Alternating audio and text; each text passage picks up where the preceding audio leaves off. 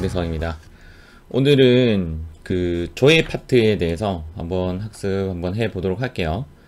조회는 우리 문제에서 마지막에 나오는 파트잖아요.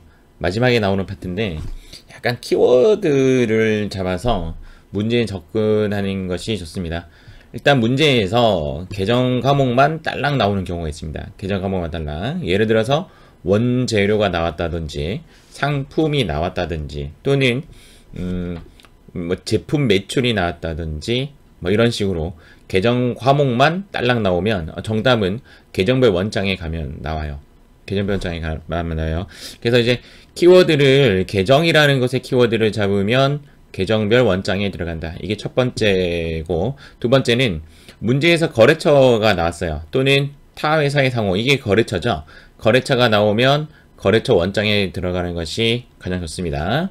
자, 세 번째, 현금이라는 단어가 나왔어요. 현금이라는 단어가 나오면 이게 두 가지인데, 하나는 이제 월계표에 들어가는 방법이 하나 있고, 또 하나는 현금 출납장에 들어가는 방법이 하나 있는데, 만약에 문제에서 현금이 나오면 그냥 현금 출납장 아니면 월계표에 들어가면 되겠죠.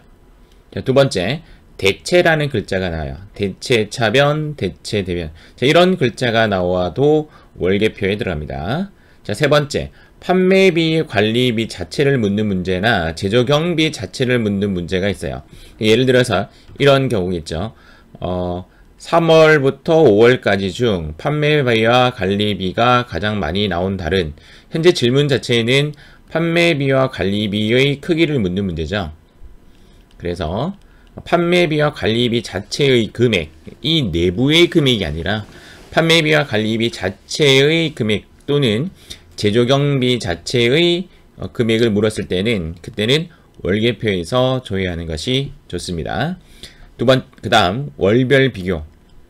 가장 잘 나오는 단어는 가장 큰 월은, 이런 말이 나와요. 가장 큰 월은. 그러니까 이런 거죠. 다음 중 세금과 공과금이 가장 큰 달은 몇 월인가, 이렇게 나오죠. 우리 비교라는 것을 당하면 기분 별로 좋지 않죠. 비교라는 말이 나오면 기분이 나쁘다. 그래서 우리는 무엇을 든다? 총을 든다. 이렇게 연관지어서 생각하는 것도 좋습니다. 비교라는 월별 비교가 나오면 총계정 원장에서 조회를 한다. 자, 다음 했던 이야기죠. 현금. 자, 여기까지가 전산세무 2급, 전산회계 2급에 나오는 내용이다 라고 보시면 돼요. 일단 여기까지 부분이 일단 회계 2급입니다. 회계 2급. 조금 정리 좀 한번 해볼게요. 계정 과목이 나오면 계정별 원장, 똑같은 단어죠. 거래처가 나오면 거래처 원장, 현금이 나오면 월계표 또는 현금 출납자, 그 다음 대체라는 말이나 판관비라는 말이나 제조경비를 묻는 문제가 나오면 1월계표, 그리고 비교하는 문제가 나왔어. 비교하는 문제가 나오면 총계정원자. 이 중에서 어디에 들어가든 전부 다 확인이 가능한 곳은 사실은 월계표에 들어가면 거의 다 확인이 가능하다. 모르면 월계표에 들어가면 됩니다. 모르면, 잘 모르겠다. 그러면 월계표에 들어가서 더블 클릭하면 계정별 원장으로 들어가지고, 계정별 원장을 들어간 상황에서 또 더블 클릭하면 분계도 나오죠. 그래서 이 부분에 대해서는 모르겠다. 그러면 월계표에 들어가면 좋습니다. 그런데 요 하단에 보시면 이런 것도 있죠. 이것도 저것도 아니면, 제가 이런 말을 해놨죠. 이것도 저것도 아니면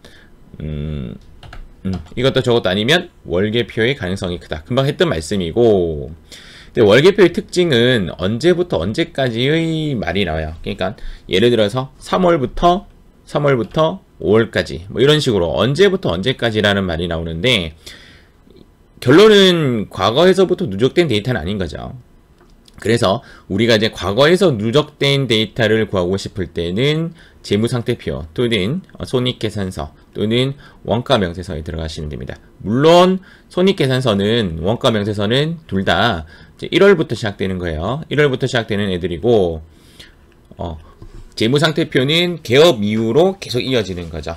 다시 한번 정리하겠습니다. 월계표는 언제부터 언제까지라는 말을 해주고 재무상태 손익계산서나 원가명세서는 1월부터 이야기하는 것이고 재무상태표는 개업 이후로 지금까지 총 누적된 금액이다. 이렇게 판단하시면 됩니다. 그 이외에는 여기서부터는 이제 회계 1급 파트인데 매수, 세금 계산서라는 말이 나오면 세금 계산서 합계표에 들어가면 되고 유형 있죠.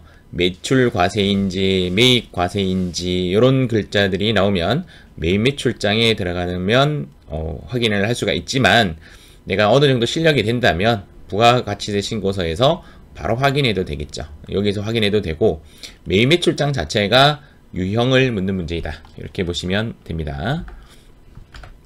기출문제 한번 보면서 한번 해보도록 할게요.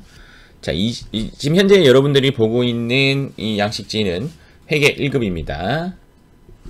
자, 다음 부가가치세 예정신고 기간 동안의 매출세액은 얼마인가? 자, 이런 문제가 만약에 나오면 매출세액을 물었죠? 매출세액을 물었기 때문에 얘는 부가세 신고서에서 확인이 가능하다.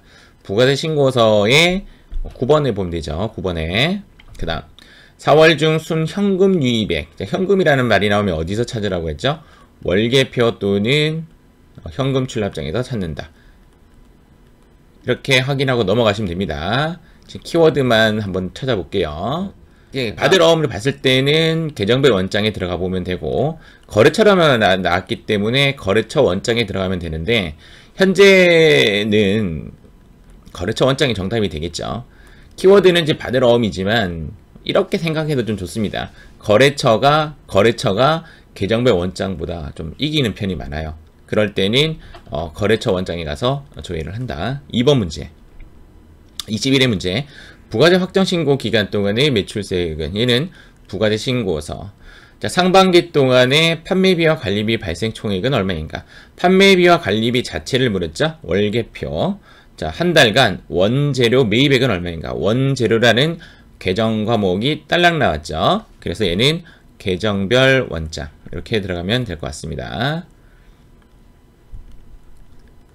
자, 다음 회차 가보도록 할게요.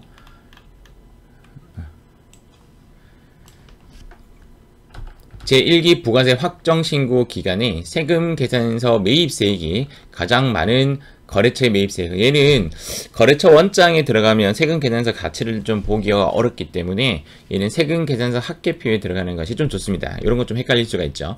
근데 세금 계산서라는 말이 나왔기 때문에 세금 계산서 합계표, 거래처라는 말이 나왔기 때문에 거래처 원장에 갔는데 둘 중에 내가 마음에 드는 곳에서 조회를 하시면 돼요.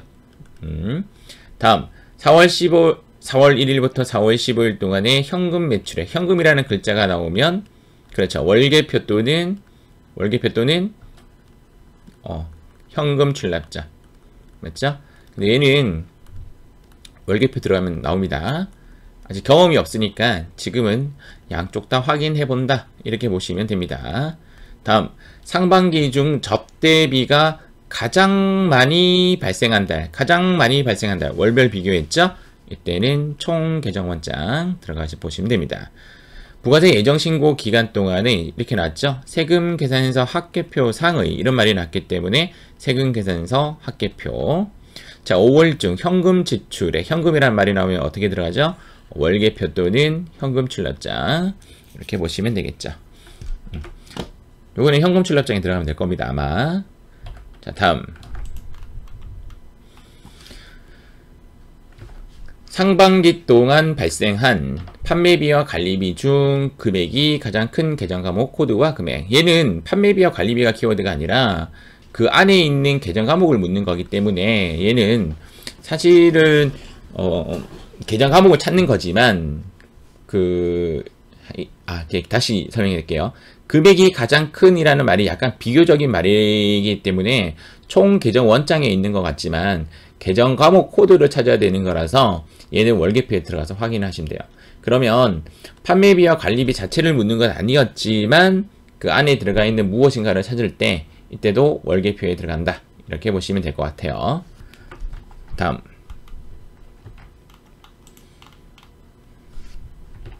자, 상반기 중 외상매출금 잔액이 가장 많은 거래처 코드. 거래처 코드라는 말이 났죠? 그냥 거래처 원장에 들어가면 되고 확정 신고 기간 동안에 비사업자에게 주민등록번호로 발행한 매출 계산서는 총 몇 매이며, 이거는 세금 계산서 합계표에 들어가 보면 될 겁니다. 다음, 보통 예금의 잔고가 전월 대비 가장 많이 증가한 달. 가장 많이 증가한 달은 총 계정 원장에 들어가 보면 됩니다. 비교했죠? 가장 많이 증가한 달. 또는 우리가 처음에 배웠던 대로 메인 매출장. 얘가 뭐죠? 매출 카가죠. 매출 카가 유형을 묻는 문제이기 때문에 매출 카가에 들어가도 확인이 가능하다.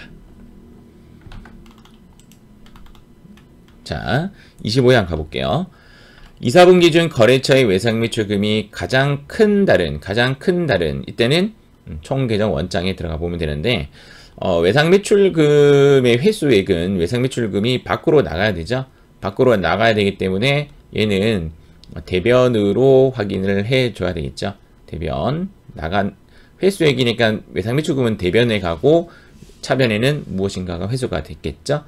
2015년 4월 1일, 1월부터 3월 중 노무비가 가장 많이 발생한 달은 언제이며, 노무비라는 것 자체가 이제 덩그리를 물었죠. 그러니까 500번대 임금이나 퇴직급여를 이야기하는 것인데, 이런 경우에는 월계표에서 조회를 해야 될 것 같아요. 좀 어렵죠, 얘 같은 경우에는. 그래서 예를 들어서 이제 1월 달에 노무비를 검색하고, 그 다음 2월 달에 노무비를 검색하고, 그 다음 3월 달에 노무비를 검색하는 이런 방법을 써야 할 것 같습니다. 2번은 조금 어려울 것 같고요. 2015년 1기 부가가치세 예정신고 기간에 부가세, 과세표준 및 납부세액은, 이런 경우에는 부가세 신고서에 들어가 보면 과세표준은 9번, 납부세액은 가나다 할 때 닭값의 납부세액이 나와 있습니다. 그래서 이 같은 경우에는 부가세 신고서에 들어가 보면 됩니다. 다음 26회 판매비와 관리비로 계산된 복리후생비라는 말이 나왔고요. 현금이라는 말이 나왔죠. 자, 이렇게 키워드가 지금 복리후생비라는 말이 나왔으면 계정배 원장, 판매비와 관리비가 키워드면 월계표, 현금이라는 말이 나왔으면 월계표 또는 현금 칠납자. 이 같은 경우에는 월계표가 적합할 겁니다. 그래서 요거는 여기도 한번 들어가 보고 여기에도 한번 들어가 보고 하면 될 것 같습니다. 꼭 어디가 정해진 답이 없어요. 어디에 들어가든 내가 답을 낼 수 있으면 되니까 그렇게 보시면 됩니다. 다음 2016년 제1기 부가세 확정신고 기간에 부가세 납부세액은, 납부세액이라는 말이 나왔으니까 얘는 부가세 신고서에 가나다 중에 닭값에 들어가 보면 되고, 자, 다음 현금 및 현금 등가물의 잔액은 얼마인가. 얘는 재무상태표에 들어가서 보면 위에 탭이 이렇게 세 가지가 있죠. 세 가지가 있는데 프로그램 한번 볼까요? 자, 프로그램 한번 볼게요.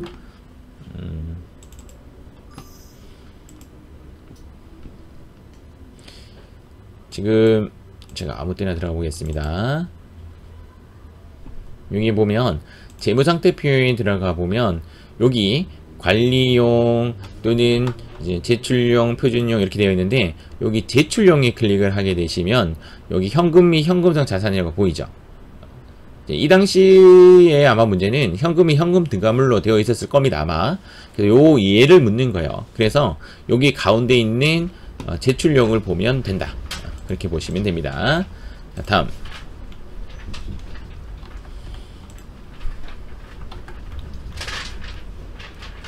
제가 너무 더워가지고 아까 문을 좀 열었어요. 자, 다음 2006년 6월 30일 현재 외상매출금으로 회수할 금액이 가장 많은 거래처. 정답은 거래처 원장. 매입처별 세금계산서 합계표에 집계된 이 문제 자체에서 세금계산서 합계표 1월, 6월에서 발생한 판매비와 관리비 중 발생 금액이 가장 큰 계정. 이렇게 나왔을 때 그냥 1월부터 6월까지 조회를 하고 판매비와 관리비 자체를 안에 있는 문제에서 금액을 찾으면 되니까 얘는 월계표에 들어가 보면 될 것 같습니다. 월계표. 자, 다음 6월 10일 일계표를 확인한 후, 자, 문제에서 일계표를 이야기해 줬죠. 자, 다음 한번 가볼게요. 최대한 한번 좀 쫙 한번 풀어보겠습니다. 자, 1월, 6월 중 제품 매출이 가장 많이 발생한 월, 가장 많이 발생한 월, 가장 많이 발생한 월, 총 계정 원장. 자, 4월부터 6월 중 외상 매출금의 잔고가 전월 대비 가장 많이 증가한 달, 가장 많이 증가한 달은 총 계정 원장. 판매비와 관리비로 계산된 복리후생비 중 현금이란 말이 나왔기 때문에 얘는 월계표. 현금 자체만 물었을 때는 현금 출납장이 많은데 이렇게 계정 과목이 따라올 때는 월계표에 들어가는 것이 더 유리할 수가 있습니다. 3번은 현금 출납장에서 라는 말이 나왔기 때문에 현금 출납장. 4번은 매출 세금 계산서 중이라는 말이 나왔기 때문에 세금 계산서 합계표. 자, 29회 발생한 세금 계산서의 매입 매출 거래처 중 뭐지고 저치고 얘는 세금 계산서 합계표. 자, 2월에 발생된 판매비와 관리비 총액. 자, 요거는 판매비와 관리비를 물었기 때문에 월계표. 1월부터 6월까지 상환된 지급 어음 자체를 물었기 때문에 계정별 원장. 근데 이제 상환된 지급 어음은 지급 어음을 갚았기 때문에 어느 변에 있는 걸 찾아야 되냐면 차변에 있는 놈을 찾아야 됩니다.